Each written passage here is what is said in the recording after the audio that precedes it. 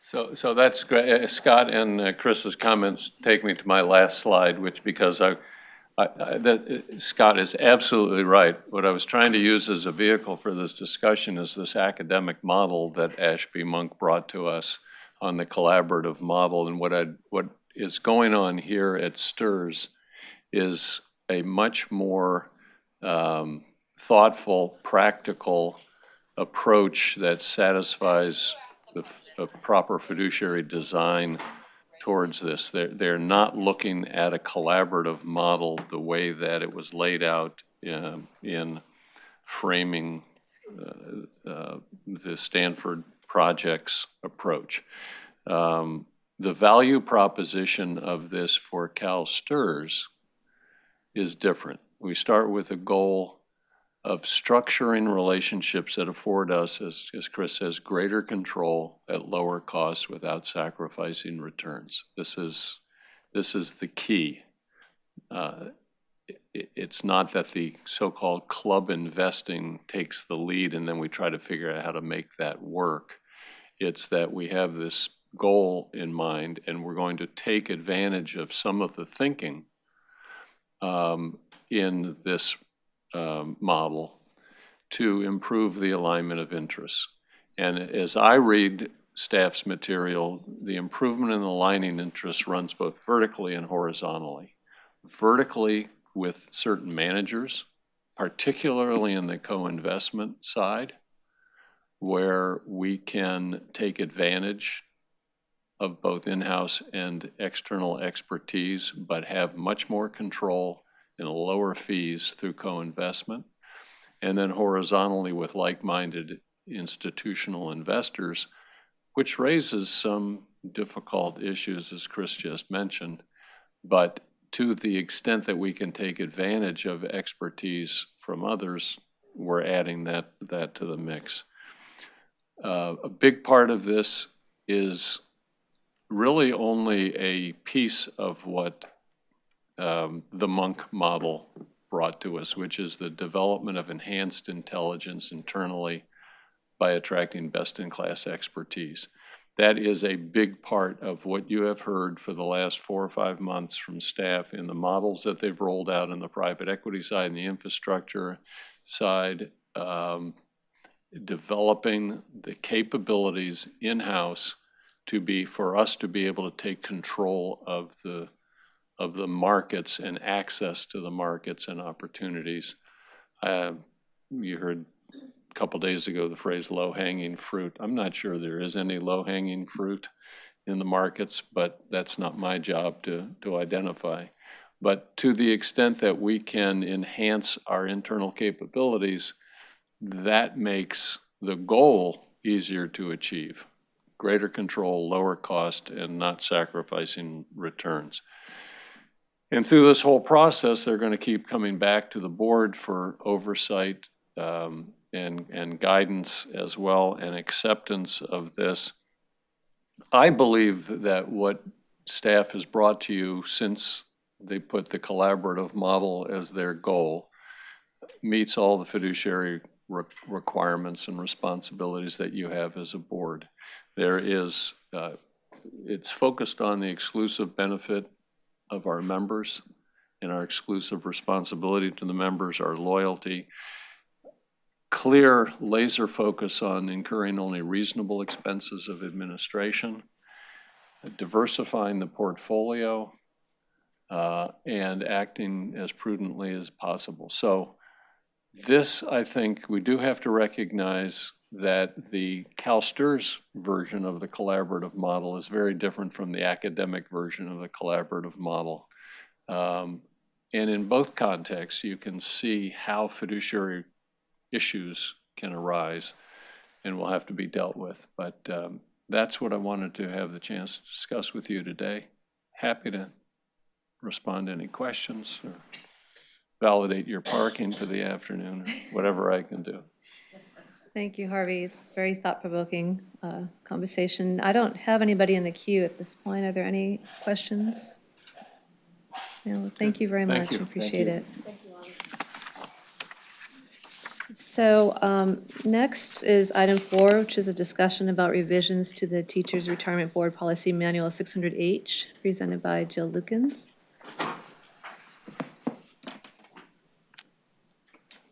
Sorry, Harvey.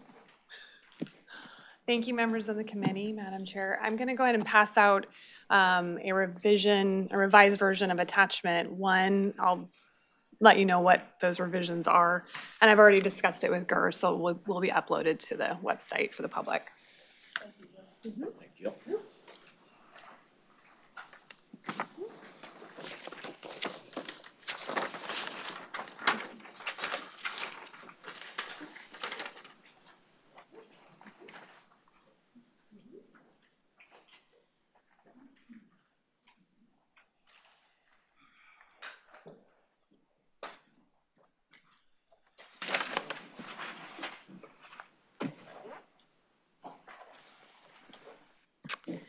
So we'll be discussing, this is section 600H of the Teachers Retirement Board Policy Manual. The policy was originally adopted in 2006, and it was intended for our vendors and business partners to require them to disclose certain campaign contributions, charitable contributions, and gifts. The purpose was to make sure that we had them disclose these things while they were in the proposal process, and then also prior to actually signing a contract with them, and then to follow up annually thereafter. So in the administration of this policy, we've come across interpretive issues over time, been asked a lot of questions about who the policy applies to. So these policy revisions are intended to clarify those things for staff and for our business partners so that everyone understands the applicability of the policy. So started with, there's basically 3 major sections of changes. One was just to revise the title so that it was a little more clear, and then provide a policy statement. So those were added. We also added definitions, and this is really important. The policy as worded right now just refers to any party, and as I said, that over time involved a lot of interpretive questions about who that applies to. So we decided to put a definition in for key personnel, which is obviously the individuals that are the most high up, I suppose, in the order of the entity that is having to disclose. And then we also added a gift definition so that it would be better understood what gifts are required to be disclosed. And that essentially is in line with the FPPC requirements. So those have been included. Also the timeline for disclosure, we went back and forth about whether we were going to eliminate maybe the annual requirement. I discussed a lot with procurement staff and with investment staff. We decided to keep that annual requirement in there. It's actually a good way to administratively keep on top of who's working for us. What are the vendors? What are their, who are the key personnel? That is also why we added that extra section, which is actually a contractual obligation already, but it's reiterated in the policy now that if there are changes to key personnel, that the key personnel need to fill out a Form 600H within 5 days of that change. So that will help our staff also to reference back to a policy.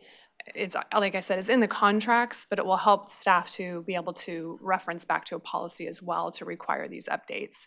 Again, it helps us keep tabs on those key personnel. I think those were the major changes. So if there are any questions from the committee, I'm happy to answer. I don't see anybody in the queue right now, but I did have a question about the changes to the key personnel. So if there is a change throughout the process of the contract, and they only have 5 days to file a disclosure, who monitors that, and what would be the implications of not doing it within that time frame? It's a contractual obligation, so it's I suppose it's a breach in some ways, but it's right now it's in the business contract manager handbook that's been established by procurement, that it is the contract manager's responsibility to keep on tabs with their contracts and be in contact with the entities to make sure that their key personnel are updated on a regular basis. So that manual is being rolled out, that process is being rolled out currently. It's more of a new assignment, I suppose, of duties, so that, and there'll be some contract manager training that's going to be going on. So there's a lot of follow-up to this policy that's going to be happening kind of behind the scenes. Also, we're looking into developing some procedures that are attendant to this policy so that it will be more clear exactly how the filing process goes, where they file, those sorts of things. So there's a lot more details that will be separate from the policy. Okay, thank you. We do have a couple more questions. Dana? And Jill, forgive me if I missed something. I was trying to find the item in my book where my questions were. You said that there were changes in this document from what Yes. was on our, are you Yes. going section by section? Never mind. There was nothing changed in this one. No, so and actually Amy McDuffie brought it to my attention. So in the agenda write-up, there was a definition of gift that was described, and it didn't get added into the attachments, the actual policy language. So the new attachment that I gave you has that gift Oh, I see. definition in it, just so you have C- a full copy. C was entered into it, Yeah. okay. So if you're going section by section, it's not until charitable contributions that I have a question, so I'm good. Okay. Okay, and then Karen? So I'm thinking that you're talking about number 4, gifts. Right? Okay. Is it only tangible gifts? Like the monetary part of it? I guess what I'm getting at is if you're in a position to give access to a person or entity that wouldn't otherwise get access to, is that considered a gift? To a benefit or? To a yeah. benefit? Anything that is of value. So, if you're gaining access to an event that normally would be a ticketed event or something that would cost money, then yes, that would be considered a gift. Does that answer your question? Or? Well, it's a really gray area too, because when I used to work at the legislature, there was kind of the same thing, that because we worked for so-and-so member, we got access to like a certain park or whatever. We did pay for it, but we got the access to it that otherwise normally you wouldn't get if you were just like a normal citizen. Brian said he wanted to weigh in. So I'm not sure if I'm saying it right. No, well, we understand the point very, very well. It is difficult to quantify that. So, for example, if a board member is approached by someone, at a conference or someone else, a member who's having difficulty with the system, and that person identifies themselves by name, and the board member then communicates with us, if we then say, here's the number to the ombudsperson, so let me make sort of the connection between the ombudsperson. We may have actually shortcut a little bit if they had come cold to the system, but is that something of value? That's hard to monetize, that's hard to calculate. It's also part of normal doing business, is sometimes if you just know someone, you just have an entree. Right. It really is, what we look for is any remuneration for that consideration. Right. So, will you answer my phone call first? I'll send you, even if it's a basket of candy or something over the holiday season.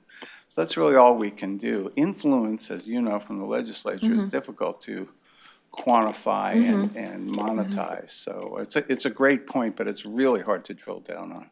And Karen, I would say what I did when I first became a board member is anytime I had that Sharon, sort of like, do you want to ring in, Sharon?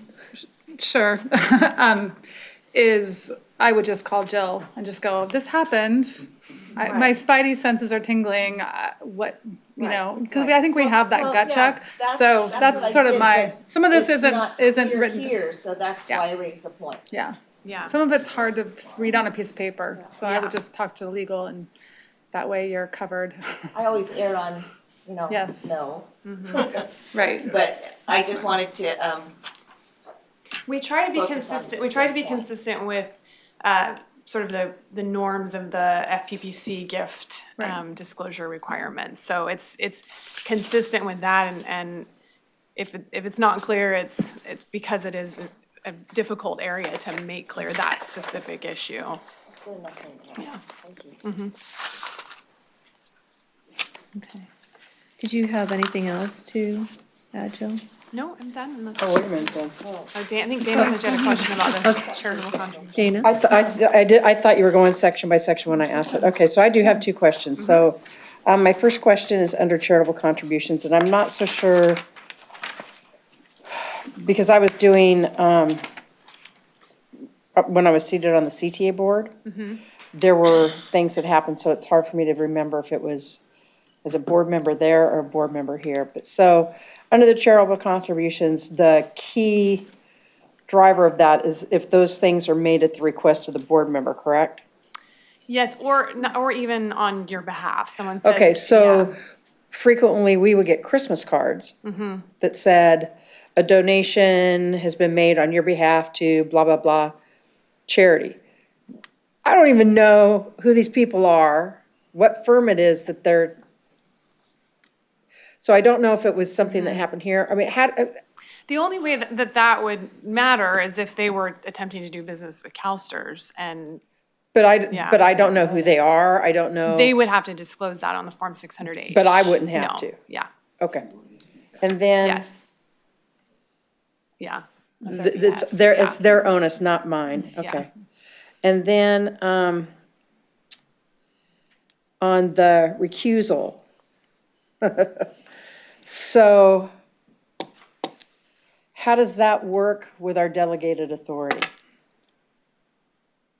Sorry, the recusal requirement, how does that work? So with- it's any board member who receives campaign contributions, charitable contributions, gifts from an entity or key personnel shall recuse themselves from involvement in a matter, blah, blah, blah. But how does that, we've delegated our authority for making certain decisions to Jack, to Chris, Right. to the investment staff. They are required to disclose not only to board members, but any gifts made to staff. I Yeah. understand, but if it was made to me personally, and the decision came before us, the board, I'd have to recuse myself. Yes. How does that work with delegated authority? They're doing business with us, but it's not on me, because it's delegated authority. It's the same principle as any conflict of interest, where if that did happen and say there was a gift given to Chris, then there would be a recusal requirement there as well. Okay, but I guess what, I'm not making myself very clear. So it comes to me, as a board member, but I don't have any decision-making authority, other than I've delegated that decision to somebody else. When have you done the delegation? So you have the power to delegate any decision-making. You have two ways to delegate. One is you can delegate freely, and the other is you can delegate, but with sort of a right of return, a right to review the decision and sign off on the decision. So if you've delegated, and you've delegated a lot of authority to the CEO, but you haven't, on much of that delegation, you have not asked that each time you make a decision, come back and I review it. So if you've delegated the decision finally, you receive some sort of gift, you've already delegated, besides your duty to disclose, you've already delegated the decision-making to the CEO. It gets a little bit more complicated if it's a contractual decision of the board. You can get into Government Code 1090 issues, you can get over. So there's no real simple answer to that, but as far as the delegation model, if you've delegated finally and then you get a gift, I mean, you can't, the way you operate is not as though you're gonna pull that delegation back and make Jack act according to the way you want him to act because you've received a gift. I mean, that would be And kind of an then getting, attenuated circumstance. the quarterly reports and all that that doesn't mean that we review it either. That would be, we would review it to make a decision, correct? Right. All right, thanks, I think that answers it. Thanks, I'm sorry, Jill, I did not put that very well. Can I add something real quick? Sure. Chris? If I could add something, for the record, I am Christopher Ailman. And again, I am your Chief Investment Officer and not your ethics attorney either. Just two things I wanted you to let you know. This happens a lot, especially at the holiday time. Wall Street has really scaled back the practice of the old days of sending out popcorn tins and stuff. But the reality is they do that literally, many times they'll pass that list around in August or September. And it is just automatic and it happens firm-wide. We send out what I politely refer to as my Grinch letter about this time of year, which says, we do not accept any gifts. Please do not send any. Don't donate anything we get to charity. Just cross this off your list. The other thing you need to know is there is on your board website the list of all the people that are proposing. And if anybody gives us a pitch book, they are now attempting to do business with CalSTRS, and you get that list.